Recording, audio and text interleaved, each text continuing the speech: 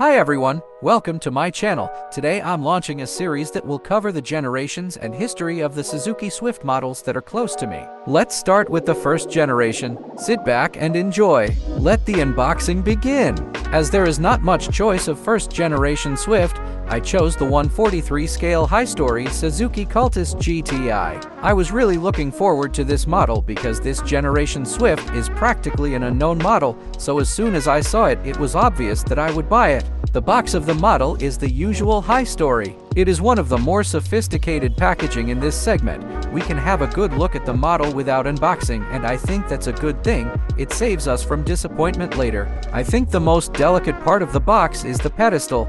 High Story puts this little metal plate on all their models with the name of the manufacturer, the model, and the year. I personally like it. It's small, but it looks good. Here you can see the small plaque better. I think it looks very nice. But does sophisticated packaging also hide a sophisticated model? Let's take off the plexiglass and have a closer look at this little wonder. This model was available in 4 different colors, but I think of all of them I thought the red one would be the one. And how right I was. It looks very good in the color light. Unfortunately, the weakest point of these resin models is the windows. Unlike the metal models, the windows are not surrounded by hard plexiglass but are thin foil windows when glued. Unfortunately, these foils are quite flexible, so if the glue is bad, it will come up. Looking around the model, there are no problems with the windows, but if you collect such a model, you have to take it into account. The ray gluing is not difficult, but it is annoying that such quality problems can occur on a rather expensive model. Now let's take the model off the pedestal and see what this little Cultus GTI is like.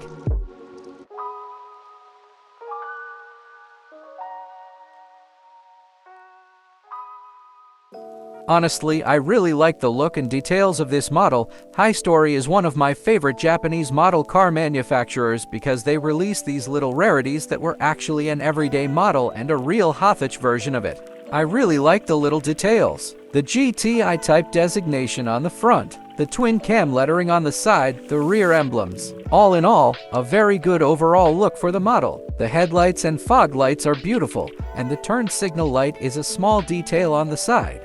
Other than that, I really like the rims, nice detail on the door locks, and even the fuel filler flap. The exhaust pipes are also detailed for their size, so all in all it's a beautiful little model. But for the money you expect quality. Another detail to note are the wiper blades. Some manufacturers, especially on resin models, make them very thin, for example the Neo, but fortunately here they are perfectly proportioned, so I'm happy about that. That's all for the exterior, but we all know that it would be too pretty if it was a model with a lot of pieces, so I've left the biggest flaw for last, and that's the bottom of the model. Unfortunately, just a simple resin pad for such a beautiful model is decidedly unworthy. This is acceptable for a model between 10 to 20 euros, but at 3 or 4 times the price, it is a disgrace. If the question was whether I would buy it again, the answer is yes. The 143 scale models are kept in boxes at my house, so it's a part of the model I never see anyway, but I know some people might find it distracting.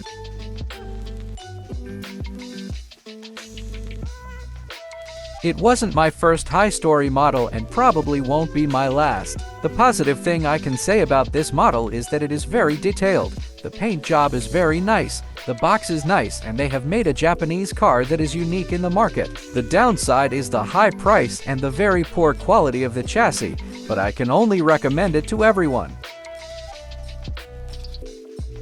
The first generation of the Suzuki Swift or Cultus was in production from 1983 to 1988. In some markets it was produced until almost the mid-2000s. It was produced in many places. In Japan, Indonesia, Australia, New Zealand, Canada, Pakistan, and Colombia. Of these, the longest production remained in Colombia until 2004. The car was built on the General Motors M platform and was sold under 7 names depending on the market. In Pakistan, Suzuki Khyber, Suzuki Forza in Indonesia, USA, Canada, Ecuador, and Chile. In Finland, Suzuki Extra, Holden Barina in Australia, also in USA in Chevrolet Sprint and Metro Sprint, Canada Pontiac Firefly, and in Japan it also existed as Isuzu Geminet. Let's move on to the engines. This first engine is the F10A, a 1-liter 4-cylinder with 60 horsepower. Next is a 3-cylinder G10 1-liter natural aspirated engine with 49 horsepower. The next engine in the line was the G10T, also a 3-cylinder turbocharged engine, which now produced 80 horsepower. The next engine is the G13A, which is a 1.3-liter 4-cylinder natural aspirated engine. The power output is somewhere between 60 and 70 horsepower depending on the version. And finally, we come to the top of the engine range, which is the subject of this video, and that is the G13B, the 1.3-liter 16-valve power unit. The engine produces 102 horsepower, which may not sound like much today, but these cars were well under 1,000 kilograms. Bodywork versions. The first generation of Suzuki Cultus came in only two body styles, a 3-door and a 5-door hatchback. Facelift. The facelifted model has been updated not only in terms of looks but also in terms of technology. The exterior of the suspension has been modified, including the headlights, bumpers, boot lid, and the interior dashboard. Production of the Cultus GTI started in 1987. Within Japan, competitors began to produce exciting, affordable, higher-performance hot hatches. Suzuki was not idle and launched the GTI. Let's see the Swift GTI specifications. The engine is a 1.3-liter naturally aspirated 4-cylinder 16-valve unit that produces 101 horsepower, good for an 8.6 seconds 0 to 100 kilometers per hour sprint. Top speed is 180 kilometers per hour. It weighs 750 kilograms. Rival models from Japan. The first rival is the Toyota Starlet Turbo S. Its engine is also a 1.3-liter 12-valve turbocharged. Power was 105 horsepower, acceleration was very similar 8.5 seconds 0 to 100 kilometers per hour, and top speed was 190 kilometers per hour. It weighed 770 kilograms. The second Japanese is the Nissan March Super Turbo. Its engine is a 1-liter 4-cylinder with 8 valves. It had a power of 110 horsepower and an acceleration of 7.7 seconds to 100 kilometers per hour and a top speed of 180 kilometers per hour. It weighed 740 kilograms. Next up is the Honda City Turbo 2. This Honda City is actually a little older, but it's right up there in its segment. Its engine is a 1.2-liter turbocharged 12-valve unit. Its acceleration and top speed are very similar to the Cultus. The sprint to 108.5 seconds and top speed is also 180 kilometers per hour. Rivals from around the world.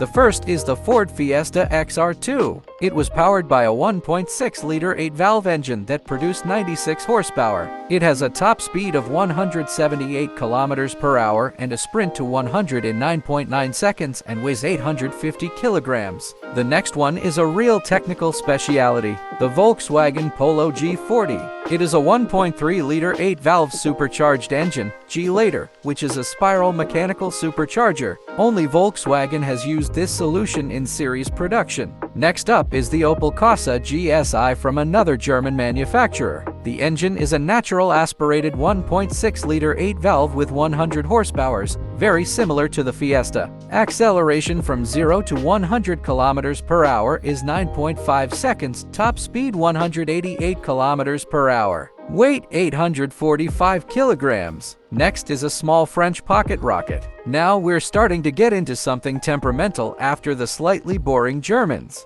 This is the Citroën EX Sport. This engine was used by PSA in other models. It was in the 205 Rally and later the 106 Rally got this engine. This engine is a 1.3-liter 8-valve with a twin carburetor. It has a power output of only 95 horsepower but weighs only 740 kilograms. And finally, I've saved the most exciting one for last, the Fiat Uno Turbo. This car is also special to me because I used to sit in the back seat of one of these as a kid, and for a car of that time, it was a real rocket. I loved it when the turbo started charging and the boost pressure came on. Well, this Uno Turbo was not a very powerful car by today's standards. Any entry-level model can do that performance today. It's got a 1.3-liter 8-valve turbocharged engine. It produced 105 horsepower and weighed 845 kilograms. Acceleration was 8.3 seconds from standing to 100 kilometers per hour and top speed was 200 kilometers per hour.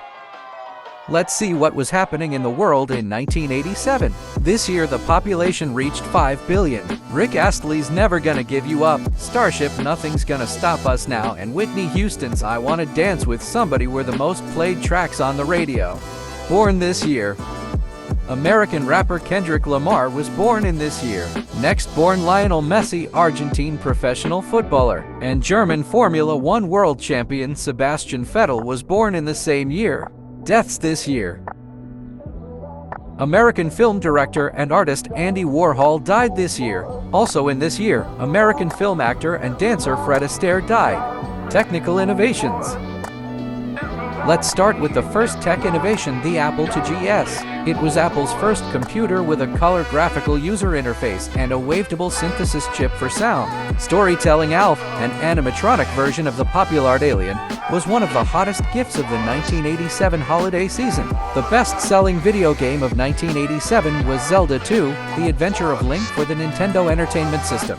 Brochure. Now let's flip through a nice little contemporary brochure.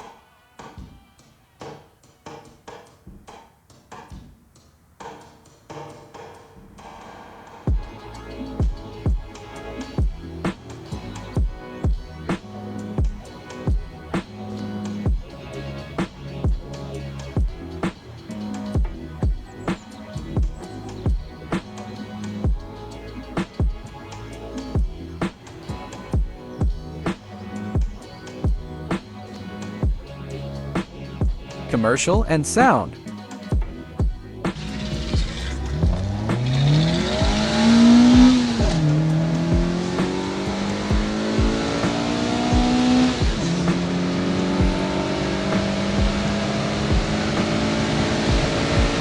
Thank you for watching. If you like my video, please like it. If you haven't already, please subscribe. And if you don't want to miss out on similar content, please hit the bell icon. See you in the next video.